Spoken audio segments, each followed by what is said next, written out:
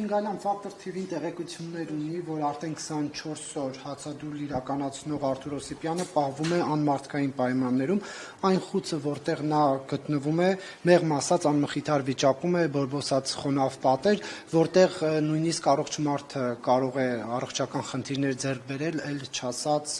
24 օր հաց չկերած եւ հյուծված անձը, դուք սա ինչպես եք մեկնաբանում, դուք որպես արդարադատության նախարար եւ ուժի ներկայացուցիչ, որը եվրոպական ստանդարտների է ձգտում, արդյոք սա նորմալ եք համարում եւ ինչ գնահատական ունեք այս իրավիճակին։ Նախ դուք հարցադրում չտվեցիք եւ պնդում արեցիք, որ կոնկրետ անձը պահվում է ինչ որ անմխիթար պայմաններում։ Մեր կապ չունի, որ հարկում է պահվում, մեր քրեակատորական հիմնարկների պայմաններն այնպիսին են, ինչպիսին են, բայց մենք շարունակաբար դրանք բարելավում ենք։ Արթուր Օսիպյանի առողջական վիճակը գնահատվում է կայուն, ես ամեն օր օպերատիվ կարգով տեղեկություններ եմ ստանում նրա առողջական վիճակի մասին, նաև հենց երեկ նրան այցելել է մեր աշխատակիցը կենտրոնական մասից, սոցիալ-հոգեբանական աշխատանքներ իրականացնող ստորաբաժանման ղեկավարը մասնավորապես,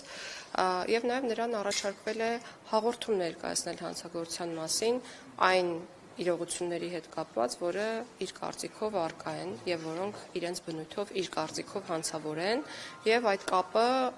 իրավասու մարմինների, մասնավորապես քննչական մարմինների հետ ապահովվել է մեր կողմից, այսինքն մենք ամեն ինչ անում ենք, որ անձի բոլոր իրավունքները, այդ թվում օրինակ հացադուլի իրավունքը պատշաճ ապահովի,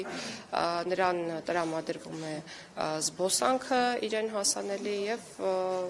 ամեն ինչ արվում է, այսինքն տեսակցությունները հարազատների հետ եւ ոչ մի միտում չպետք է փնտրել դեպի ավելի վատ վերաբերմունք կոնկրետ անձի նկատմամբ, որովհետեւ դա ուղղակի չի կարող լինել։ Ինչ կապ ունի, ես բոլոր հարկերում եղել եմ։ 16 թվականին որոշում էր կայացվել, որ այդ զրո հարկերը այլևս չեն օգտագործվելու, շատ վատ պայմաններով սենյակ։ Որևէ հարկի հետ կապված որևէ խնդիր չկա, ես բոլոր հարկերում մշտապես լինում եմ։ Նույն ստանդարտներով ինչու է հատկապես դա ընտրվել եւ հիմա արդյոք կարող է պատճառ լինել նրա առողջական վիճակը խափանամիջոց փոխվի։ Չգիտեմ ինչու է կոնկրետ խափանամիջոցը ընտրվել, որովհետեւ չեմ կարող իմանալ եւ չպետք է իմանամ, դա իմ պաշտոնը ուղղակի արգելում է։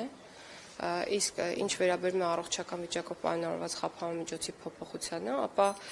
ես հույս ունեմ, որ բան դրան չի հասնի եւ անձը դուրս կգա հացադուլից, իր բարձրաձայնած խնդիրները,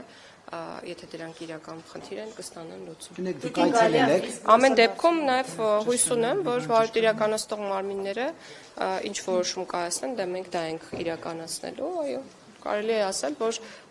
բոլորի դեպքում էլ մեր պարագայում հիմա էգոիստական բան կասեմ, խիստ ցանկալի է, որ խափանամիջոցը փոխվի։ Կներեք, դուք այցելել եք տիկին նախարար։ Ոչ, Արթուր Օսիպյան չեմ այցելել։ Տիկին Գալյան, ճիշտ է, դեռևս նոր կառավարություն չի ձևավորվել, բայց արդեն կան նպատակներ, որ քննարկում են նոր կառավարության կազմը։ Արդյոք քննարկվել դուք ձեր պաշտոնը պահպանելու եք կամ ցանկություն ունեք պահպանելու։ Դեռ չի քննարկվել եւ դա եւս ժամանակի հարց է։ Այսինքն պատասխանը ժամանակն է։ Այո, ինչու ոչ։ Տիկին Գալյան, Գագիկ Ծառուկյանի նկատմամբ քրեական հետապնդումը ընդդիմությունը արդեն շտապում է հայտարարել որպես քաղաքական հետապնդող։ Խնդրեմ ձեր մեկնաբանությունը։ Շատ շահեկան է ընդդիմության համար եւ միակ տարբերակն է բոլոր քրեական գործերը պիտակավորել քաղաքական հետապնդում անունով։ Սա է իմ պատասխանը, այլ պատասխան չունեմ։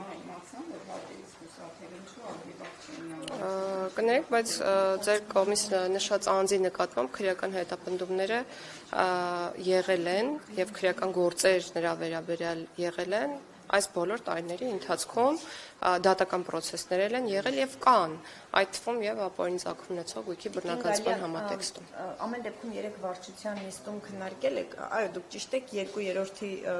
պատգամավորների այդ թիվը իշխանությունը չի ունեցել նաեւ այս գործող խորհրդարանում, բայց ամեն դեպքում քննարկվում է ինչ կերպ է իշխանությունը պատկերացնում, ֆրակցիան պատկերացնում աշխատանքը արդեն խորհրդարանում, երբ որ նախագիծը հասնի քվեարկության փուլի, արդյոք պատրաստականություն կա այդ հարցով քննարկումներ սկսելու ընդդիմադիր այն խմբակցությունների հետ, որոնք արդեն կարծես թե նշмарվում է, որ կլինեն։ Ես չեմ կարող այդ հարցին պատասխանել, որովհետև դա չենք քննարկել, բայց տրամաբանությունը պետք է լինի այն, որ քննարկումները պետք են եւ միանշանակ կլինեն։ Նաև ապագայում։ Եթե չկա հայտ անհրաժեշտ ձայները, արդյոք քննարկում է ԿՊ-ն, որ նախագիծը հավանության արժանացնի, ավելի ճիշտ հանրաքվեի դնեն ստորագրություններով, որովհետև նաև 300,000 ստորագրության դեպքում կարող է սահմանադրության հանրաքվե կազմակերպվել։ Մենք process-ը սկսենք եւ ժամանակը ցույց կտա, թե ինչ ճանապարհով կգնանք։ Այսինքն մենք նախ եւ առաջ, ինչպես եւ նախկինում ես բազմաթիվ անգամներ նշել եմ, խնդիր չունենք process-ը կուլիսների հետևում պահելու եւ չենք էլ կարող։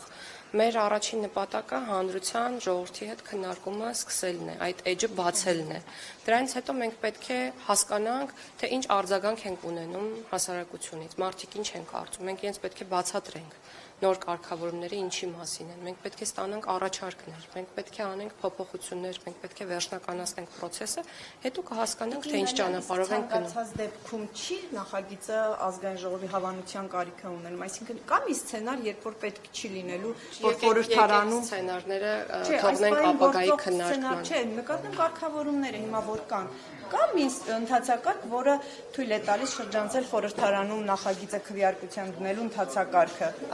Իրականում 2/3 պահանջը այս պահին սահմանված է սահմանադրությամբ, բայց հանրաքվեի իրավունքն էլ անմիջական իրավունք է, որը ժողովուրդը ունի։